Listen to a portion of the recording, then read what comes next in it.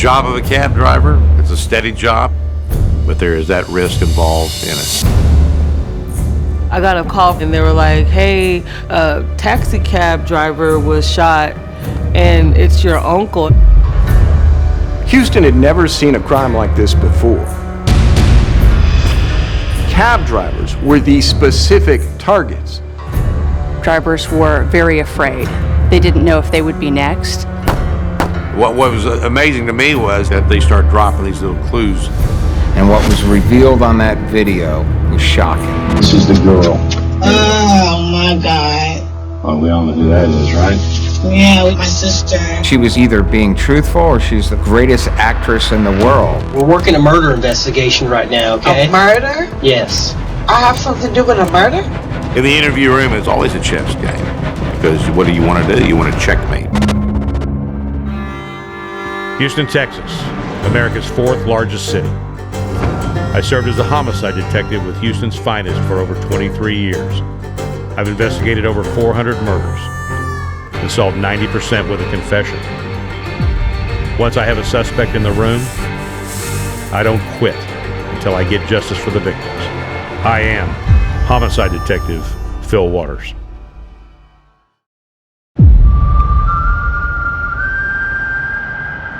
This investigation was of such a magnitude, we dubbed them a wannabe Bonnie and Clyde. Sitting here thinking about it now. What was incredible is that this looked like to be something that was escalating, because they're on their track to be serial killers.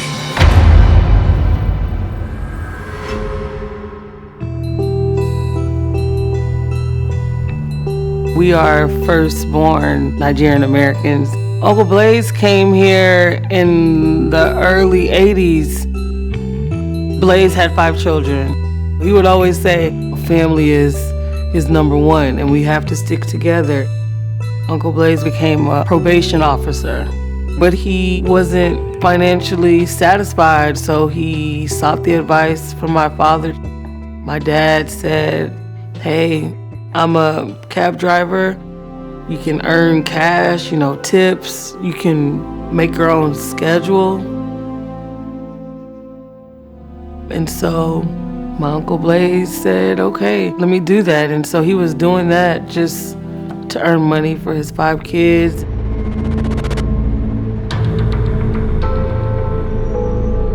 At approximately 4:29 a.m., a uniformed HPD patrol officer notices what appears to be an abandoned taxi. He sees smoke coming from the cab, so he stops to investigate. As he approaches the cab, he realizes that the fire has gone out. He opens the driver's door, and he finds a dead body in the driver's seat. My partner, Brian Harris, and I are notified by the homicide intake desk. We are going out there to meet night shift homicide detectives who are already on the scene.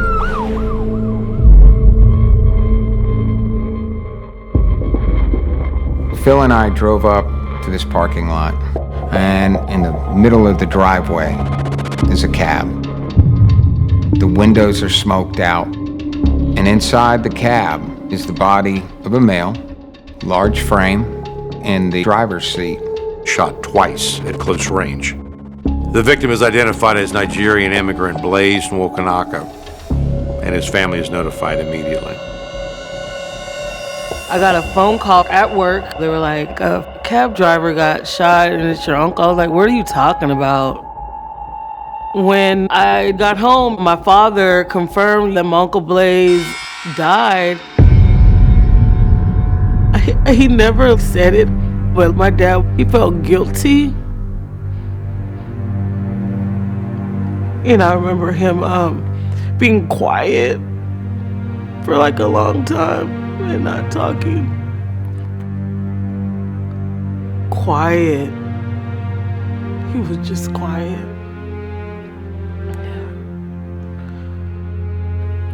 I loved him so much that I was just speechless. At the scene, we have the conversation with the night shift about how the officer found the body. the position his body was in, he knew what was coming. Imagine the last couple of seconds of your life. You know you are fighting for your life. The bullet is fired at an angle. Close. We recover firearms evidence in the form of 2 casings. Both are .380s. 1 unfired bullet and 1 bullet recovered from the interior. We start to survey the area, and we're looking for video cameras. Lo and behold, on the business building that's there in the parking lot, there they are, video cameras. Detective Waters located a maintenance man who allowed him to review those cameras. I view the DVR, and now we have Blaze's homicide unfolding in front of us. We see Blaze's cab pull in. We see a black female emerge from the cab, and she begins to walk around the parking lot, surveilling the parking lot. She's the counter surveillance for this operation. What is priceless is that she walks past the building and looks directly into the video camera. And we do get some sense of her shape and her size, her hair. She comes back to the cab. She gets into the passenger side.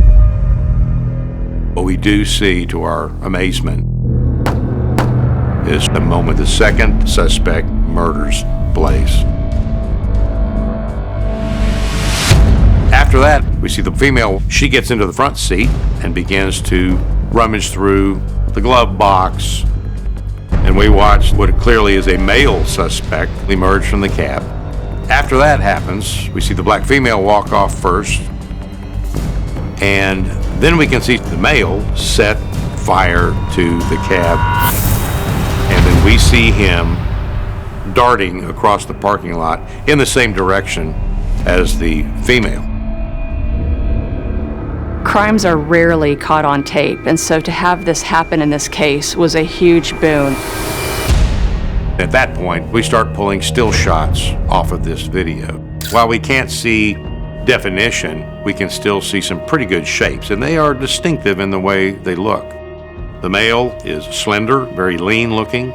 The female, a little bigger, a little wider. And one thing that's notable about the way she's walking past the camera is she has her arms folded. Now, this may just be a habit, but it's something that we're going to note because we hopefully are going to have something to compare it to later on. When we get back to the office, we contact Yellow Cab.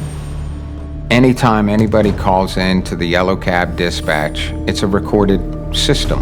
And so Yellow Cab provided a copy of that recording. Yellow Cab, this is Michelle. How can I help you? Hello, could I have a cab to 1905 Dairy Ashford? 1905? Yes. All right. Can I get a name? Okay. The caller on the dispatch for the Yellow Cab identified herself as Shantae, had a distinctive, raspy, low voice. Shantae was calling to request a cab to meet her at a gas station in the 1900 block of Dairy Ashford. So we go to the gas station and we find the payphone where Shantae makes her phone call. We're hopeful there's going to be video at that gas station. To our disappointment, upon our arrival, there are actually no video cameras in existence at that gas station. The only leads we had was a Yellow Cab recording of Shantae. Hello, could I have a cab to 1905 Dairy Ashford? All right. Can I get a name? Okay. People underestimate the power of women. How threatening would it be if somebody is a cab driver and they already know that they are picking up a female versus picking up a male? She's not a threat. If I was a cab driver at 2 o'clock in the morning in the west end of Houston, picking up a female, that's a no-brainer. That's some easy money. That's a safe cab ride. When we get back to the office, we have the conversation with the night shift, and man, I can't believe it. They said that a second cabbie is discovered murdered, killed 2 days prior. Oh, this is huge. These 2 suspects, they are on their way to being serial killers.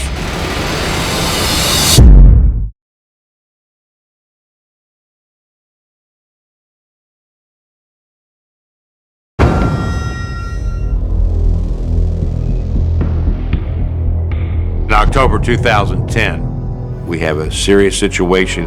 The cab was burned out and the cab driver was found dead inside. On the video, we see our suspects carrying out what appears to be a planned event. The only lead is a recording of a woman calling the victim to his death. But to my amazement, a second cabbie was discovered murdered, shot twice at close range. 2 days prior, we were thinking it's got to be connected.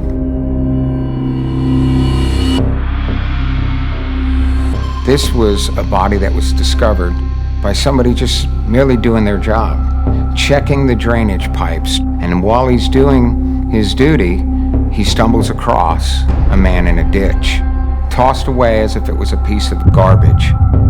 The victim was found in North Houston. He's been shot once in the ribcage area and once in the head. You had matted grass that led down to the body. There's drag marks on the back of the skin.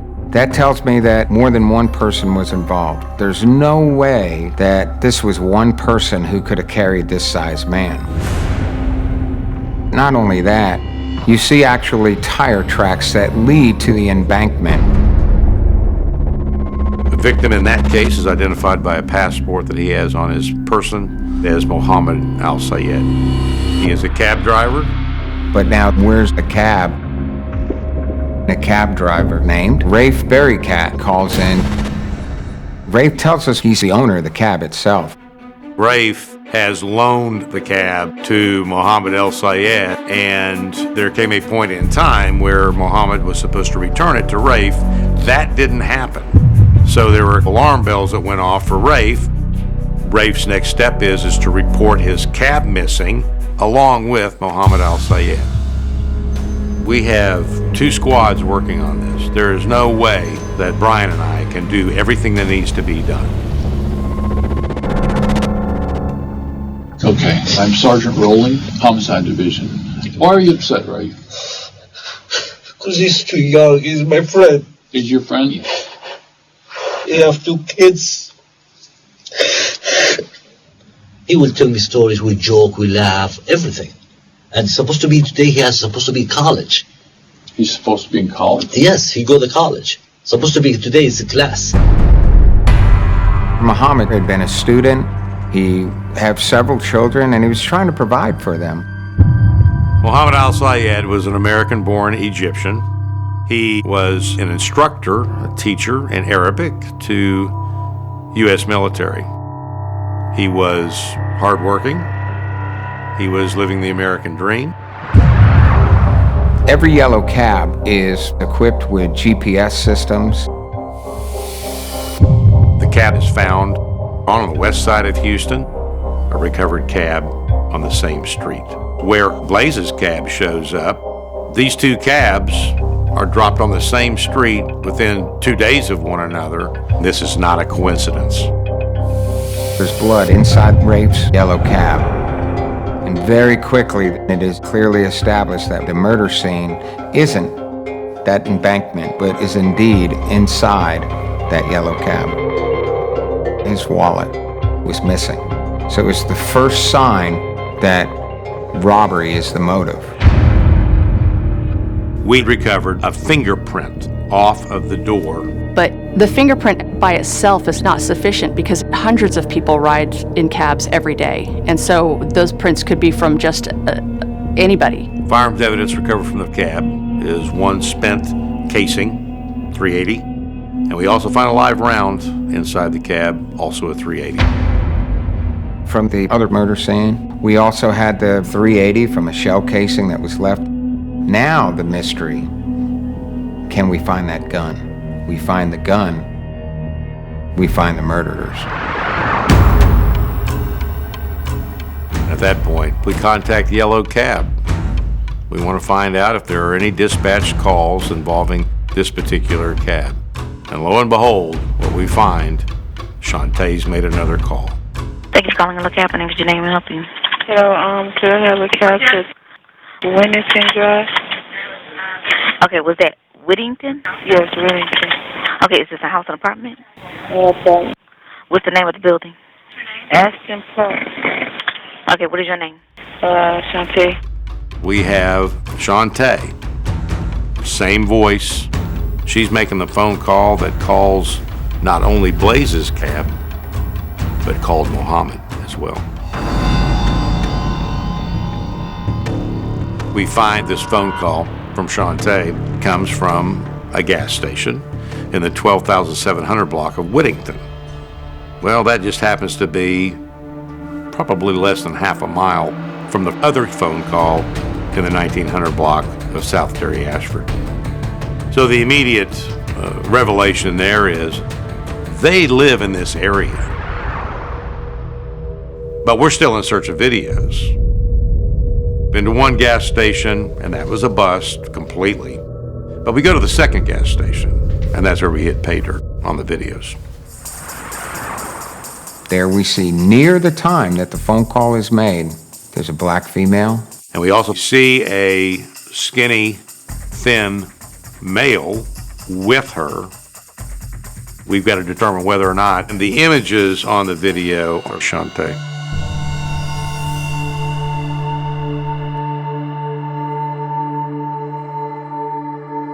We have got homicide detectives that go there, interview the manager, and they have not a great photo of Shantae, the manager. He says, you know what, I think that woman is here. I think she lives here. And you know what's interesting about that woman? She didn't pay me her rent. And I told her about it. She's getting close to getting evicted. But then all of a sudden, she shows up with the money to pay the rent after Blaze has been killed. So the manager directs them to a lady identified as Crystal Jones. Based on the information that we received from the apartment complex, we had just enough to get a probable cause warrant. Once that warrant is signed, we set up surveillance on the apartment. And here comes our target. Our hearts are pounding. Is this our Shantae?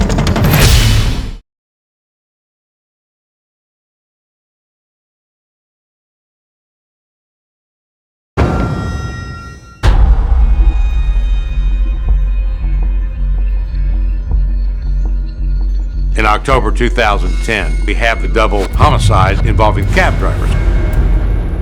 Within 48 hours, you've got 2 cab drivers that are dead. Houston had never seen a crime like this before. The yellow cab drivers were very afraid. They didn't know if they would be next. Everybody was scared. Some of us will be unfortunate. You surrender and still they kill you. And what we're looking for now is clearly a male and a female. We dubbed them wannabe Bonnie and Clyde. Both victims had been called into service by the same raspy-voiced female named Shantae. Thanks to Shantae, we've been led to Ashton Park Apartments. The manager believes that Shantae is a woman living on the property, a lady identified as Crystal Jones. We set up surveillance on the apartment, and lo and behold, here comes Crystal Jones. The person that we're looking at has wild hair, same kind of body type that we saw in the video. Detectives bring Crystal Jones to the homicide division, where I place her in an interview room. Is this woman I'm about to interview, is she the one responsible for a double homicide?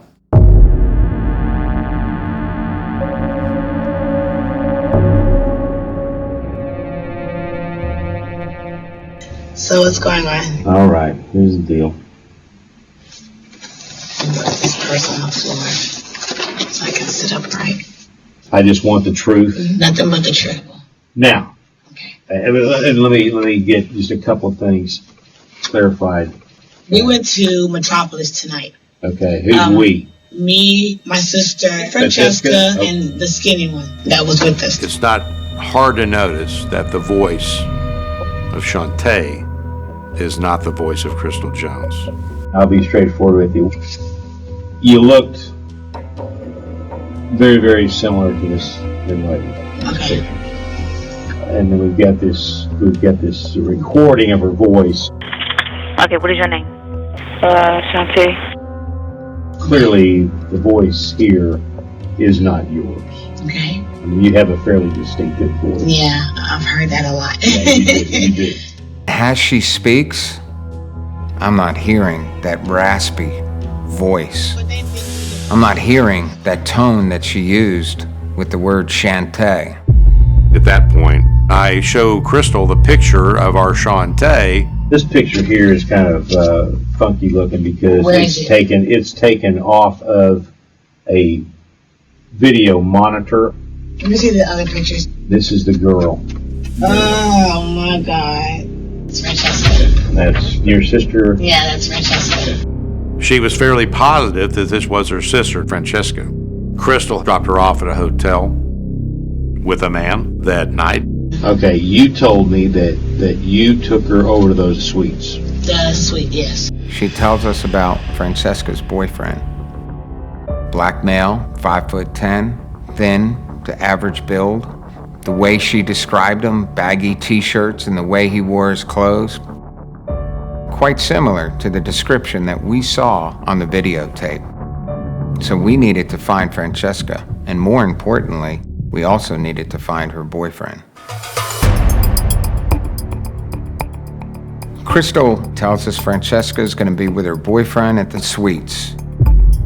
It's an area known for high crime, high prostitution, high-risk lifestyles. Crystal wants her sister out of there. So another set of detectives, they gather them up and bring them back to the police department so they could have a conversation with them. We have got homicide detectives that are helping us out and interviewing people.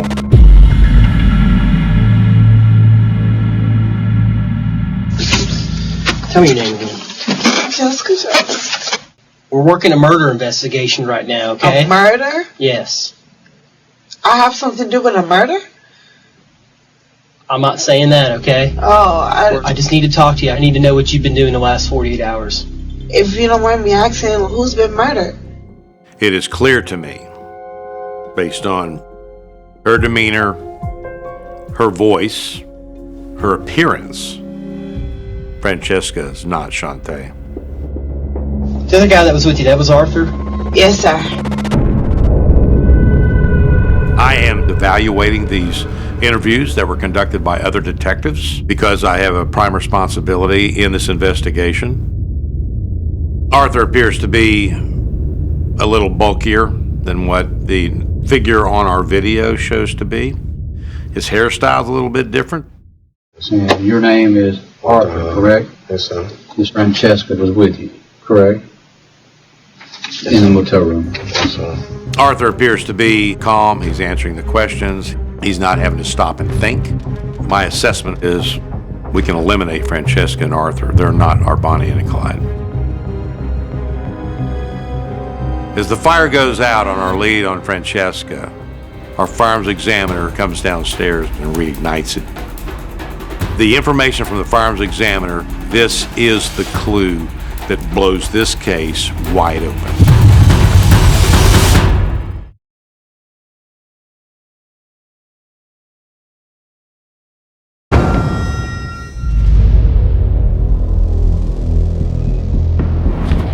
In October of 2010, the city of Houston is on edge as a result of the killing of 2 cab drivers. As we are busy eliminating suspects from our investigation, our firearms examiner informs us that she's identified the murder weapon specific to a Cobra FS-380. The FS-380 would explain the live rounds that we're finding at these 2 scenes because these weapons are known to malfunction. A 380 Cobra, which is a fairly unique gun. So Detective Waters took that information and he went back and looked through the Houston Police Department offense report system.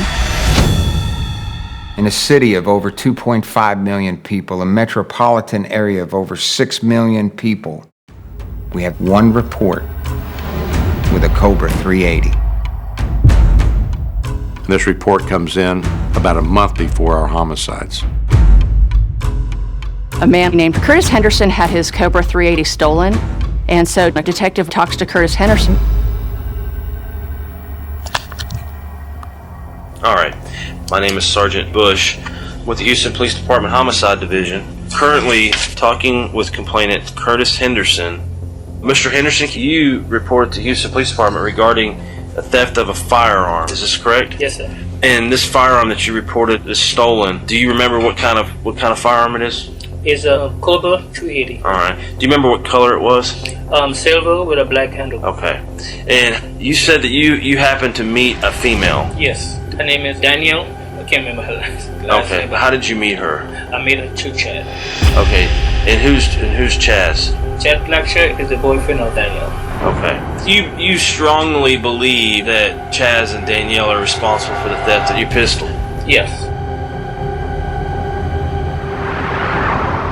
Curtis Henderson had allowed Chaz Blackshear and a young lady by the name of Danielle to stay with him, and when they left his apartment, he noticed that his gun was missing. That's the first light bulb that goes off. We've got a transient couple living with this man, Chaz Blackshear. He had a rap sheet. He had convictions for drugs and guns. And the information included fingerprints. So immediately with that information, Phil calls the fingerprint lab. I want you to make a direct comparison between the fingerprint recovered off that cab and Chaz Blackshear. And the fingerprint on the cab comes back to Chaz Blackshear. And that's when the floodlights come on. We now believe that we have our wannabe Clyde. And Bonnie Mae just told us where Clyde and her are staying. The name of the building? Ashton Park. Shantae alluded to the Ashton Park Apartments. But we got a problem. These apartments where they're allowed to lay their heads, of course, they're not on the lease. We have the general location, but we don't know what apartment number. We are enlisting the use of the Marshal Service, and we're going to use their phone tracking capabilities. Obtaining the cell phone number via the Cobra 380 theft report, surveillance is set up on Chaz's cell phone. Once he's speaking on his cell phone, the U.S. Marshals, they're able to literally pinpoint within 30 feet where that phone is coming from. We find the apartment. Now we know where he is. We know that Chaz and Danielle are dangerous. Our plan is this: the Marshal Services make a tactical dynamic entry, secure the scene, then I'm going to arrest Chaz Blackshear, the shooter. Brian will swoop in and snatch up Danielle. It's a roll of the dice on her, on whether or not she's there. Our entry team approaches the door. They move in quickly, secure the scene. We go into the apartment. I take Chaz, I put him in handcuffs, and I've got him out. Brian takes Danielle. The female, black shirt, shorts, the exact person, without a doubt, that we saw on the video. She's identified as Danielle Hudson. We get downtown. Our strategy here is to play one against the other. Brian takes Danielle, places her in an interview room.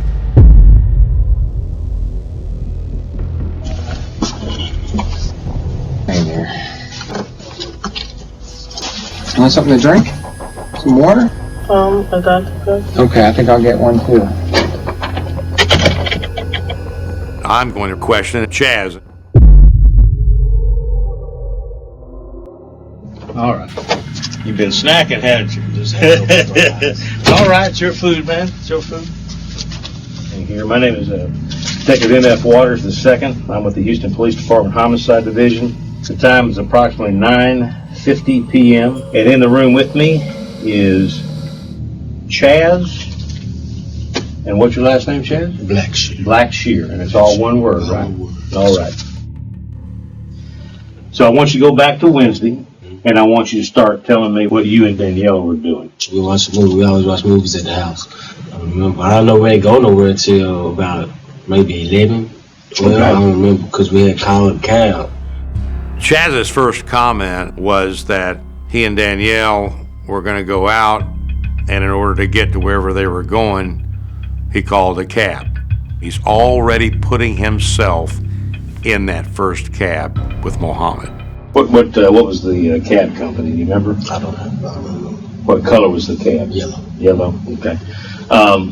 Who called for the cab? Actually, we kind of seen him wave him down. Danielle didn't call? No. Here's the first denial when we start talking about who made that phone call to get that cab. You didn't call? No. Okay, where were you? I'm sorry? For what I can remember, I think we waved him down. No. You know what? I think she did call him. Danielle. I think it was, I'm not sure. I don't want to get nothing mixed up over a lot of. Finally get him to make an admission that it was likely Danielle who had made the call to summon the cab. Now, and this is why it's really important that you be truthful. You're right. Because in that office building where you and Danielle got the cab driver to pull into, now don't shake your head on me. Listen to what I got to tell you. I told you I was going to be straight with you. He's picking his hands. He's looking down. He's into it. I mean, we're doing some heavy picking here, displaying deception. So as I'm speaking with Chaz and continuing to get his denials minimized, my thought is, after watching that videotape where Danielle is there while he's killing Blaze, his power comes from Danielle. That's the source of what he acts out. We've got 3 video cameras on that building. And all 3 of those video cameras capture you and Danielle and what you all did in the parking lot. Okay, but that couldn't have been us because I told you where we went. I do not know what's going on with Brian and Danielle. But with Chaz, our strategy is to bring information into the room from Danielle, start to break down the barriers to the denials. In the interview room, it's always a chess game. As I'm talking to Chaz, I'm thinking in my head, I've got the move that's going to make a checkmate, and the move is going to be with his queen.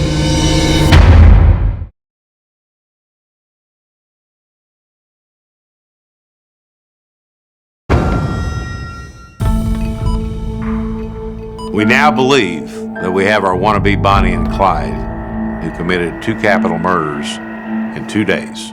We placed Danielle Hudson and Chaz Blackshear in separate interview rooms. I'm in the interview room with Chaz, and all I'm getting are a bunch of denials. My partner, Brian, is 2 doors down with Danielle. I'm hopeful that we're getting what we need from her.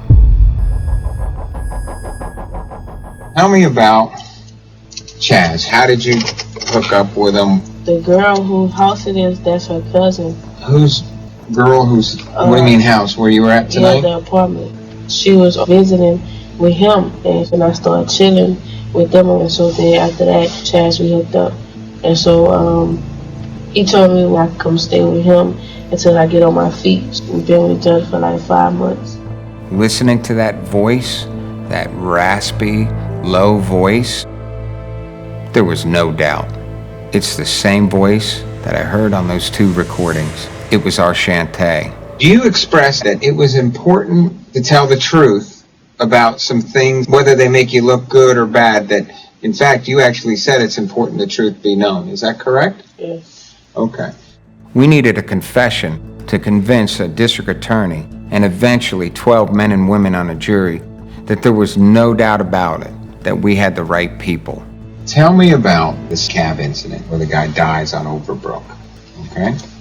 Chaz told me that we were going to a Wingstop, so we walked to Valero. We used the payphone and called the cab. And what name do you use when you call the cab? I use Shantae.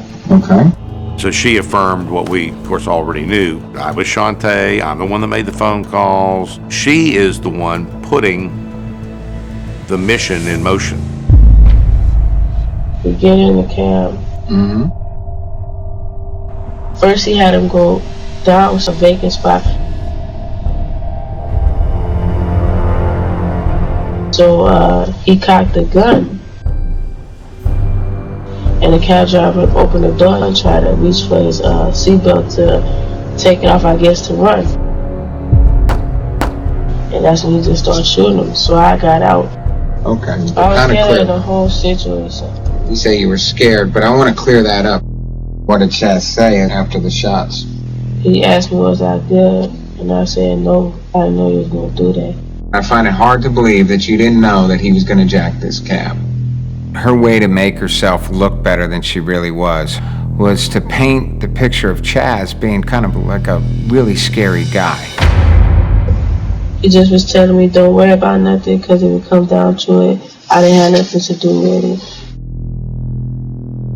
What do you mean that you didn't have anything to do with it? What was he going to tell the police?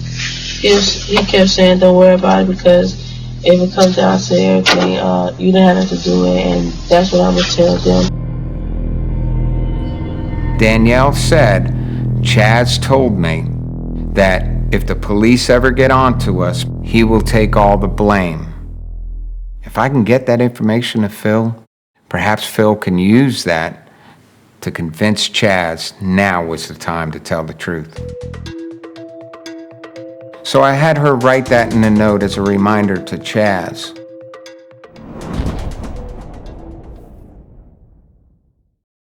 Got Danielle 2 doors down, and she is verifying the evidence. She's been allowed. I want to show you something. Okay. Danielle, this is her writing. You recognize Danielle's writing? That's not it. All right. But let me see it again. Listen to me real quick, okay? Danielle said that you made her a promise. She said that you promised her,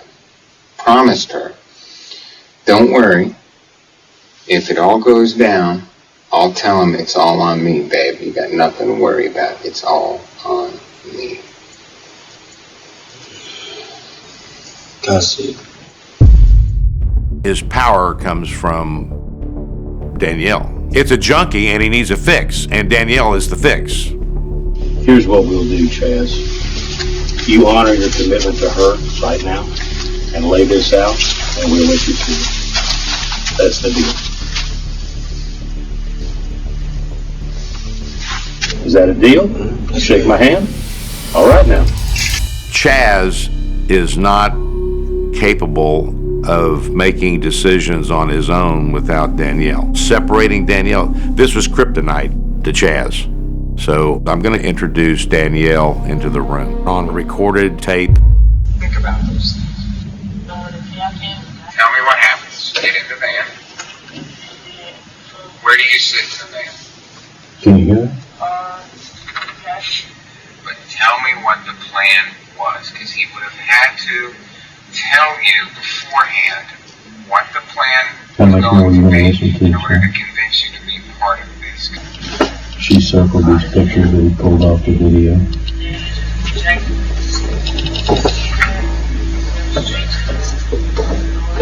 Chaz, how much more of this do you want to listen to? She's laying it out. All right, Chaz. I've honored my commitment. You can honor yours. I want to see it. You'll see her once I've got the truth.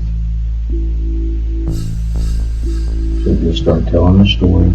I've been dangling the Danielle carrot in front of him now. He's made a leap at the carrot. He's now in a situation where he has to make choices. Life's about choices. Now he's got to make one. I didn't mean for him to die. Going off on accident. We're talking about the first one or the second one? The first one. I didn't know what to do. I was shocked. And then I thought I heard him breathing, and I was like, man, I can't go to jail off an accident. We gotta kill him. I gotta kill him. So then what? Then I shot him again. How many times did you shoot him? Twice. She had nothing to do with it. Just let her go. Okay. Tell me about the second one. The second one, I don't know, I shot him because he was finna pull out a gun, or looked like he was finna pull out a gun.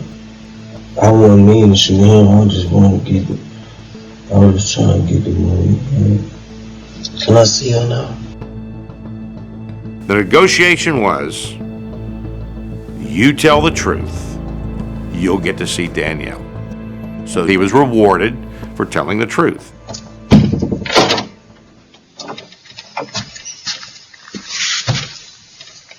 True to my word. All right? I'm gonna let y'all have a few minutes alone. Okay. All right? You realize you're not going home tonight, right? Okay. So you had nothing to do with it. Just like I told you I would.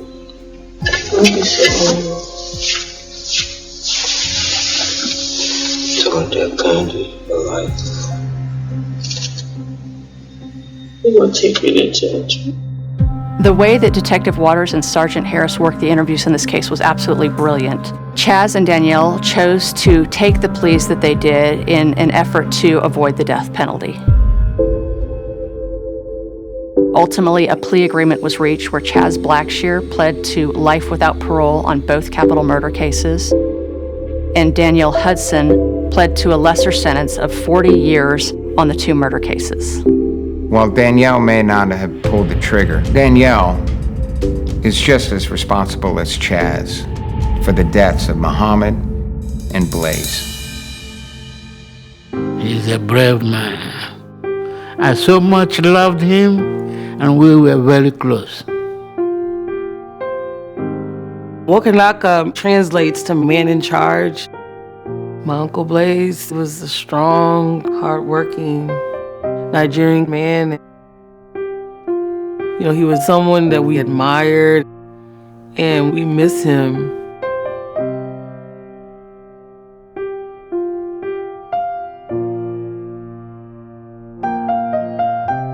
Blaze and Muhammad, hardworking immigrants to this country, providing better lives for their families. It had an impact on Brian and I. We're both fathers, Muhammad and Blaze, fathers as well.